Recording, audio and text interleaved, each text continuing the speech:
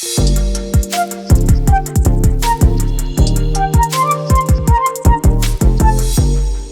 what happened the first time the kids traveled without mom or dad? 800-447-7234. It's Rob and Lizz in the morning. And I guess a lot of kids are going to be traveling by themselves over the holidays. My sister used to do this. She used to get on a plane when she was maybe 10 years old and fly to see my grandparents in Ohio.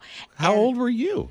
Oh, I never got to go. I'm 7 years younger than her. I'm so yeah, sorry. 3 or 4. But, might have been a little nerve-wracking. There's certain airlines you can fly as young as 5 years old without a mom or dad. 5 years old? 5. Really? I don't know if I put my kid on a plane at 5. Right. So I think back in the day, they used to have a flight attendant that was kind of dedicated to the unaccompanied minor. That doesn't happen now? I don't think it does. They wear a little sign that may say they're unaccompanied or whatever. Oh.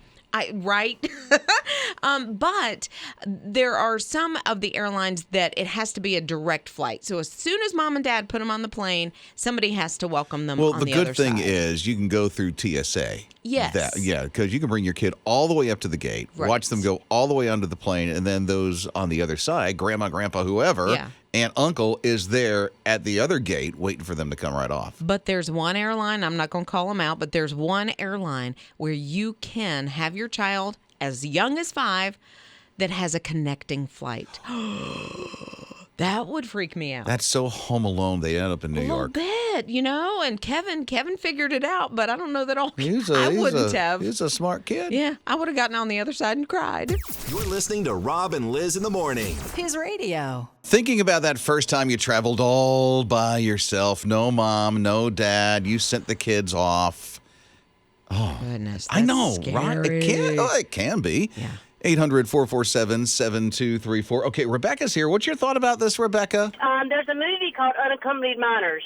About a bunch of kids that have to go on a plane that end up getting stuck they're in a big room and all their adventures with it. Ooh. What are some of the adventures? They get lost in there. They're kind of like, oh, good gracious, they're like stuck in the airport, and they're like, the adults are against the kids, and the kids are having to fight against their freedoms and stuff like that and get back home. This sounds like Terminal meets Home Alone meets Children of the Corn Children of the Corn?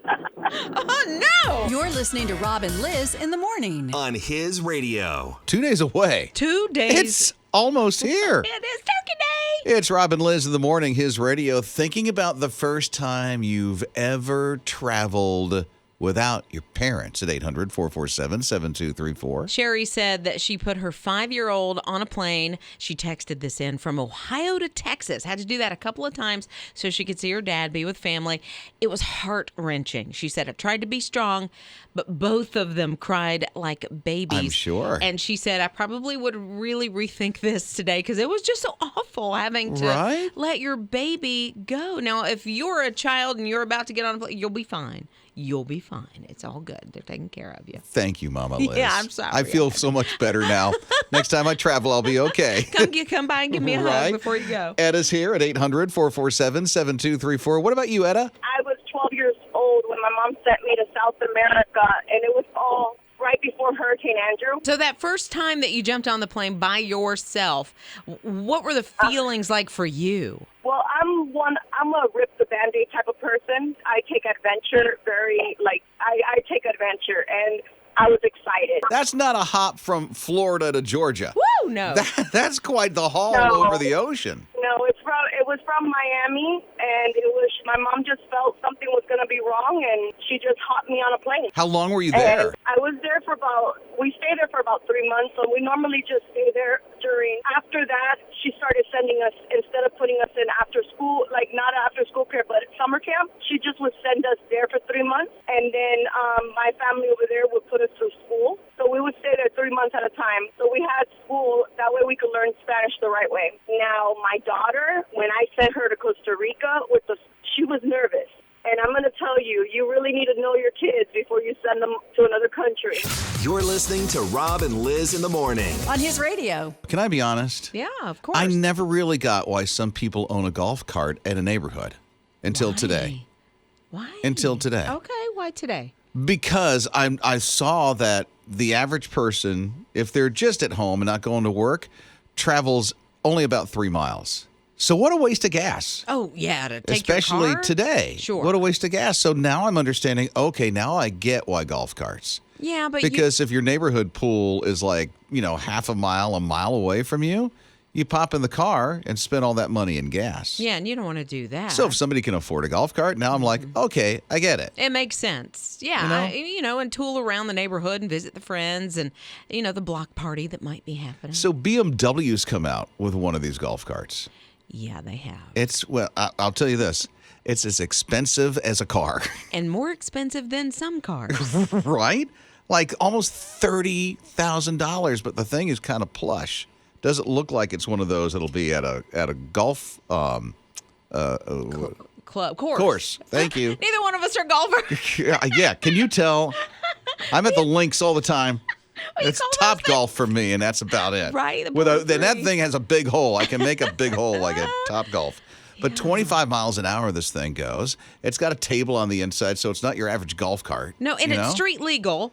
If it's like less than 35 miles an hour, you can take it. Yeah, so this thing nice. jams pretty fast. Yeah.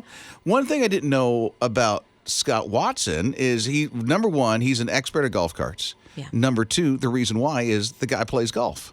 I didn't know that about you.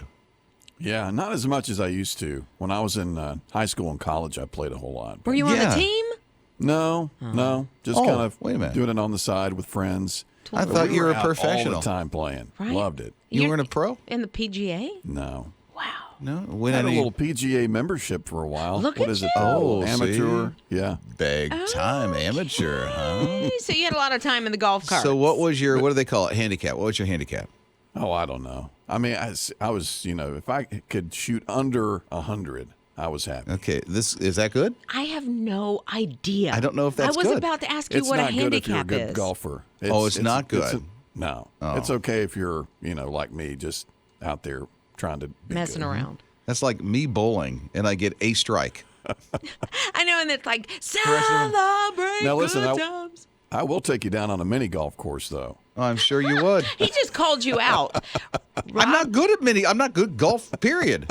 Of No, course. it's on. You have to Why? practice. Why is it on? That's Because- not on because I'm not good at it. No, he just called you out. Scott just called you out, Rob. It's not Top Golf. No, this where they is have the gonna big happen. gigantic thing. Sorry, it's done. Hey, This is happening. You get on a Invitation's roller going out. coaster. Golf I'll play the tournament guy against mini golf. You're listening to Rob and Liz in the morning. On his radio. I may have an idea for you. Figgy pudding. Figgy pudding. Do you know what figgy? I don't know what it is, but I just know it is for Figgy Christmas. pudding. Yeah, you can serve it for Thanksgiving. It's made. It's weird, but it's made with the fat from beef. Oh well. Okay. Ooh. So it's a different kind of pudding. Yeah. Spam decided. Spam, the canned meat people, have decided they're going to put one out. It's a Spam figgy pudding. Okay. And so, what is Spam made of? I'm not sure. I know who could tell you that Okay. because Scott Watson, who does our news, Okay. you're not going to believe this, but I caught him in the lunchroom one time eating Spam. On a cracker? No. On a sandwich? Fried. You slice it and fry it. Spam, did you know it's spiced ham? That's where they get the name Spam. I did not know Spiced that. ham. Don't knock it until you try it. Well, hey, when I was a homeless kid and went to churches to get to their food pantries, there was a lot of Spam. Oh, my husband. Spam was not bad. Yeah, my husband grew up on Spam. Loved it. Yeah. I have You never can slice it, dice it, all kinds of things. grill it, Versatile. fry it. Can you broil it? Yeah. You put it in soup. And you know what the fun thing is? When you open the can and turn it upside down, you get that sound. That's not a selling point there, Scott. It's the gelatinous hold to the can. Rob and Liz in the morning. His radio. I don't know if you caught this, but Liz just found a recipe for Spam figgy pudding, which doesn't really sound too appetizing. Not really. It's Spam, and it has like cardamom and cinnamon and ginger and all the, fall and winter flavors. What about the car? Cardamom. I don't It's a even know what spice. that is. It's a s- spice. Ugh, that sounds Yeah, no, it's good. good. Okay. But not in If Spam. she says so, because she bakes, she would know what a cardigan is. Cardamom. Cardamom. Okay. Sounds like a sweater. 800-447-7234. Okay. Susan says she has something about figgy pudding. So what is it, Susan? Last year, I looked up an 1800 recipe for figgy pudding, and I made it. It takes like 6 to 8 weeks to make because after you cook it, which you don't put it in the oven, you wrap it in layers of cheesecloth, tie it up real tight, and boil it for hours. It's like a bread, but it's got a lot of fruit, and it looks awful because you have to let it sit and hang and dry for weeks. First, that sounds like it's way too much work. Second, how did people react when they ate it? Well, I took it to my church Christmas potluck. Everybody wanted to know what it was, so I told them. I had 2 people that were willing to try it. We loved it so much that everybody ended up eating some. It was really good. I have to know if you're still making it today. No, it is too much work. Rob and Lizz in the morning. On his radio. Okay, in case you are traveling tomorrow and you get stuck at one of these 5 airports, we might have good news for you. It's Rob and Lizz on his radio. So here's the 5 airports. I'll go by them real quick. LaGuardia, LAX, O'Hare in Chicago, and the Dallas airport, and the Miami International Airport. So if those are one of the airports that you find yourself going through and all of a sudden you're stuck, you might qualify for something. Yeah, this is actually pretty fun. You may hope you get stranded on your Thanksgiving trip. Here's what's happening. Lowe's has taken 10 different hotel rooms in those 5 cities near those airports, and they've decorated them for Christmas. So these are like Wyndham hotels. Okay, so nicer hotels. And you could be one of the 10 people that's stranded tomorrow who gets to stay in one of these hotel rooms. You have to win it, though. You do have to win it. So if more than 10 people, let's say 100 people are stuck. Yeah. Because if one person's stuck, a whole airplane is like not going anywhere. But I think those odds are okay. I mean, 10 people out of 100? Yeah, and then you have 90 people stuck at the airport not going anywhere. See, I see that as glass half full. Rob and Lizz in the morning. On his radio. It's that encouraging way to start your day as we're getting ready for Thanksgiving. It's Rob and Lizz on his radio. You know, I almost forgot to lay out the turkey on Saturday. Like, I had a note in my phone to lay it out, and my husband had to do it while I went shopping. Good for Joey. Right? My wife automatically put it in the fridge. Automatic? Oh, well, she must have bought Saturday. it. Yeah, I was about to say she must have bought it. She did. Fairly recently. We bought ours a couple weeks ago, but it needed 4 days, 4 or 5 days. Yeah, 4 days, I think it is. Oh, no, ours was in the freezer. She got it like last week sometime, and then on Saturday she put it in the fridge. Right. Yeah. That's exactly what we did. Okay, because it needs, like, if you got a 12-pound turkey, it's going to be between 2 and 3 days. So for the past couple of years, I forgot. Yeah? And we had to put it in the sink. And you pour cold water over it, and that's how it thaws out. It still works. Right, and it just makes it go a little quicker, so you can thaw out a turkey like in 6 hours. Why 8 not hours. just do that? Well, I don't want to. It's a process. Like, you have to babysit because you have to change the water every 30 minutes, and it has to be cold water. Okay. So you're there all day long changing out the water constantly. Well, that's the price you pay if you want turkey. Scott, if I understand correctly, the ladies at a church that you went to, I don't know, a number of years ago, had a routine on how they did the turkey thawing. Yeah, they did all the church meals. And so every Thanksgiving, about a week or 2 before, they would have a big church-wide Thanksgiving meal. And my wife and I sort of found out after we had eaten at a few of these that they defrosted the turkeys by laying them out on the counter the night before. The night before? On the counter. What's wrong with that? Salmonella? Yeah. Oh, my. What do you mean? Good. No, you have to. There's such a process. Like, I freak out almost every year because I'm so afraid I'm going to give somebody salmonella. Like, you have to do it in the fridge for the appointed amount of time, or you have to put it in the sink and do the whole cold water process. Yeah, how's that any different? You can't leave it out. You can't leave it out on the countertop. I mean, don't guess think you they can, lay it but- on the countertop. I'm sure they have it in a pan. No, it was the counter. Oh, I'm sure they got Lysol and scrubbed it down afterwards. And I'll add this too. There was a little bit of a mouse problem. Oh that we no. found. Well. Yeah, so there were some... Scott, you just brought this thing to a whole new level. I hope you know that.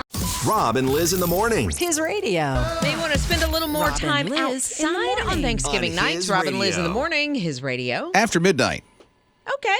Yeah. Sounds good. After midnight. That's because on Thanksgiving night into Black Friday morning, between midnight and dawn is when the Leonids meteor shower should take place. Oh, that's going to be fun if you're out Black Friday shopping. Very early in the morning? Yeah, maybe you get to see it. They say, on average, it's about 15 an hour, but AccuWeather is saying, hey, we think it's going to be about 75 meteors an hour. Oh, my goodness. So you might see an amazing display in the sky. That's going to be a light show. Oh, my goodness. I am praying for good weather, that it's clear, because if we got clouds, we're not going to be able to see it. So I see a shooting star from time to time, but I've never seen a meteor shower. I always miss these things.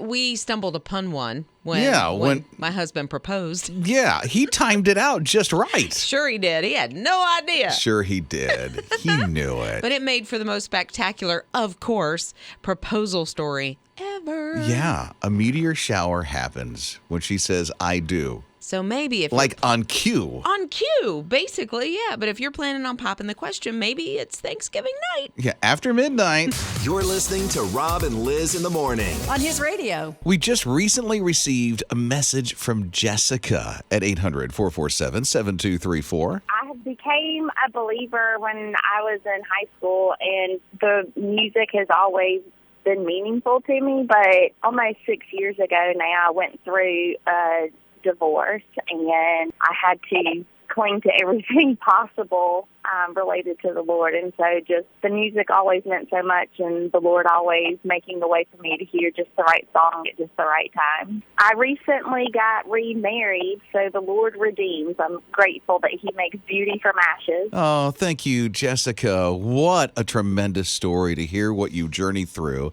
How God used the songs on His radio to reach your life, and how there's been a redemption, and how God brought the right guy into your life. Beauty from ashes. I love that. And how you have been a part of Jessica's journey because you support His radio. Yeah, and you can do that for so many more Jessicas and other people really around the world. You know, technology changes all the time, and you, with your gift of support to His radio, have made things possible like our My HISRadio app, that we can, have our website that is there for you and for others to point to Jesus. So you have the opportunity to do that right now. Sharathon starts on December 6th.